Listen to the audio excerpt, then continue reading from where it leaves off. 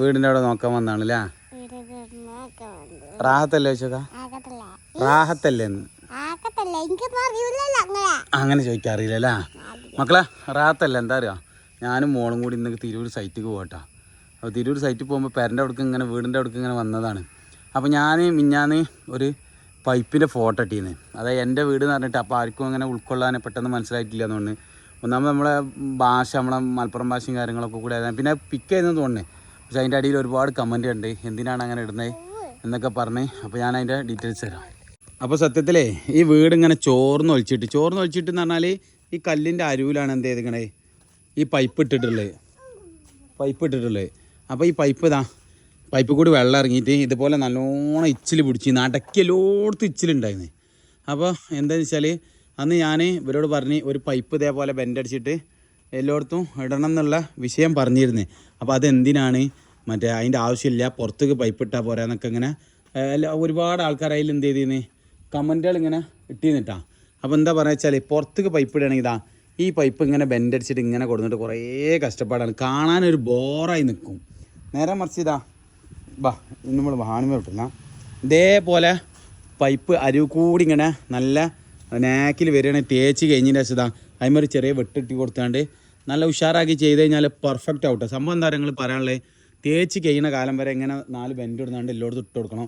അതേപോലെ തന്നെ ഏറ്റവും വലിയ ഗുണം എന്താ പറയുക, അതിൻ്റെ ഏറ്റവും വലിയ പ്രോഫിറ്റ് പറഞ്ഞാൽ നമുക്ക് ഗുണം എന്ന് വെച്ച് കഴിഞ്ഞാൽ എന്താ പറയുക, ഈ ഫ്രണ്ട് ഭാഗത്തേക്ക് ഒരിക്കലും എന്ത് ചെയ്യില്ല, ഇങ്ങനത്തെ പൈപ്പ് വരില്ല. എൻ്റെ വീട്ടിലിപ്പോൾ ആ ഒറ്റ പീസ് ആയതുകൊണ്ട് ഞാൻ വെറുതെ ജസ്റ്റ് ഒന്ന് ഇട്ട് കൊടുത്താണ്. ആ ഒറ്റ പീസ് ആയതുകൊണ്ട് ഞാൻ സാധാരണ ഓടി ഇടലില്ല, ആ സൈഡിലേക്ക് വെച്ച് കൊടുക്കലാണ്. അപ്പോൾ ഈ ഫ്രണ്ട് ഭാഗത്തുണ്ടെങ്കിൽ ഒറ്റ പൈപ്പ് ഇല്ലല്ല. ഇങ്ങനെ ചെയ്ത് കഴിഞ്ഞാൽ ഗുണം എന്താ വെച്ചാൽ പിന്നെ ഈ ഭാഗത്തും നമുക്ക് എന്ത് ചെയ്യാം, പൈപ്പ് ഇതുപോലെ ഒരു ചെറിയൊരു കട്ടിങ് കൊടുത്തിട്ട് അകത്തേക്ക് പൈപ്പ് കൊടുത്തിട്ട് ഇതിമ്മ കൂടി നേരെ ഇറക്കി കഴിഞ്ഞാൽ ഇത് 2 പൈപ്പ് മേലത്തെ അടക്കമുള്ള 2 പൈപ്പ് ഇതേപോലെ ഇറക്കി കഴിഞ്ഞാൽ ഇപ്പോൾ ഇവിടെ നിലവിൽ എന്ത് ചെയ്യുന്ന അറിയാം, ഇവിടെ ഫുള്ള് ഇതേപോലെ ഇച്ചിരി പിടിച്ച് കിടക്കുകയാണ്. ഇപ്പോൾ കണ്ടെങ്കിൽ നനച്ചിലോ കാര്യങ്ങളോ ഒന്നുമില്ല. അതേപോലെ ഇത് വരാതിരിക്കാൻ വേണ്ടിയിട്ടാണ് എന്ത് ചെയ്യണത്, താൽക്കാലികമായിട്ട് ഇതേപോലെ പൈപ്പ് ഇടാനും പറയണ കേട്ടോ. അപ്പോൾ അത് ചിലവർക്ക് ഉൾക്കൊള്ളാൻ പറ്റിയിട്ടില്ല. അപ്പോൾ മനസ്സിലാവാത്തവരെന്ത് ചെയ്യുക, ഇത് ഒന്ന് മനസ്സിലാക്കുക. ആണിൻ്റെ ഔട്ട് പിന്നെ അപ്പോൾ ഇതേപോലെ പൈപ്പ് ഇട്ട് കഴിഞ്ഞാൽ ഇങ്ങനെ ഇച്ചിൽ പിടിച്ച് കിടന്നില്ല. ഇതൊക്കെ ഇപ്പോൾ ഉണങ്ങി നല്ല ഡ്രൈ ആയിക്കണം ഉണങ്ങിയിട്ട് ഓക്കെ. പിന്നെ ബാക്ക് ഭാഗത്ത് ആണെങ്കിൽ നമ്മളെന്താ ചെയ്തിരിക്കണത് അറിയാം, പിന്നെ ബാക്ക് ഭാഗത്താണ് ചെയ്തിരിക്കണ പൈപ്പ് ഡയറക്റ്റ് ഇറക്കിയിട്ട് താൽക്കാലികം ഇറക്കിയാണിത്. പിന്നെ ഇത് ഷീറ്റ് വന്നിട്ട് ഷീറ്റുമ്മക്ക് വെള്ളം വീണിട്ട് നേരെ ഷീറ്റ് കൂടി ഇറങ്ങാനുള്ള സെറ്റപ്പിലാണ് ബാക്ക് ഭാഗത്ത് ചെയ്തിട്ടുള്ളത് കേട്ടോ. അപ്പോൾ എന്താ ചെയ്യുക, പണി എടുക്കുമ്പോൾ അത്യാവശ്യം സെറ്റപ്പിലും പെർഫെക്റ്റിലും ചെയ്യാൻ വേണ്ടി ശ്രമിക്കുക ഓക്കെ. പിന്നെ ഇതിങ്ങനെ പുറത്ത് കിട്ടുകയാണ് അങ്ങനെ ഇങ്ങനെ കൂടെ ആയിട്ട് ആ വീഡിയോ ഞാൻ മുമ്പ് പറഞ്ഞിട്ടുണ്ട്. ചിമ്മിനി കൂടി ഇതേപോലെ പുറത്ത് കിട്ടി കഴിഞ്ഞാൽ അടിയിൽ എന്തെങ്കിലും സ്റ്റോർ ചെയ്യാൻ പറ്റും. അതേപോലെ തന്നെ നമുക്ക് ഇവിടെ എന്തെങ്കിലുമൊക്കെ നമ്മൾ പണിസാധനങ്ങളും കാര്യങ്ങളൊക്കെ സ്റ്റോർ ചെയ്യാൻ കഴിയും. അതാണ് അതിൻ്റെ പ്രത്യേകത ഓക്കെ. കണ്ടില്ല നിങ്ങൾ? അപ്പോൾ ഇൻഷാ അല്ലാഹ് ഇനിയും മനസ്സിലാവാത്തവരുണ്ടെങ്കിൽ പുറത്തേക്ക് കൊടുക്കുമ്പോൾ ബോറാണ്. പുറത്ത് കൊടുക്കുമ്പോൾ ഇങ്ങനെ ഉള്ളിലേക്ക് കറുവടിച്ച് പൈപ്പൊക്കെ കൊണ്ടുപോകാൻ ഭയങ്കര റിസ്ക്കാണ്, ബോറുമാണ്.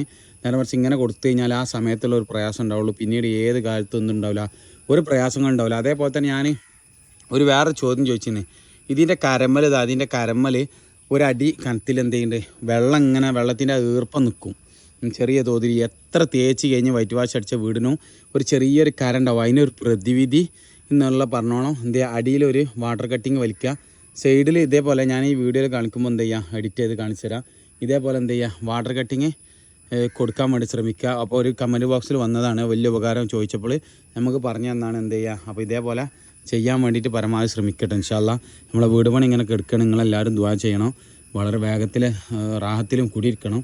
അപ്പോൾ അതിന് വേണ്ടി എല്ലാവരും എന്ത് ചെയ്യുക, പ്രാർത്ഥിക്കുക ഇൻഷാ അല്ലാഹ് ഓക്കെ. എങ്ങനെയുണ്ട് നമ്മളെ പരിപാടി, സെറ്റല്ല? ഇന്ന് മോളെ നമ്മൾ പോവല്ല, നമുക്ക് ടാറ്റ കൊടുക്ക്. അല്ല എവിടേക്കാ പോണേ, ഇന്ന് എവിടേക്കാ പോണേ, ഇങ്ങോട്ട് നോക്ക്. തലക്കാണി വാങ്ങാനാ? ആർക്ക്? ഉമ്മച്ചിക്ക് തലക്കാണി വാങ്ങാനാ? എന്തിട്ടാ പോണേ?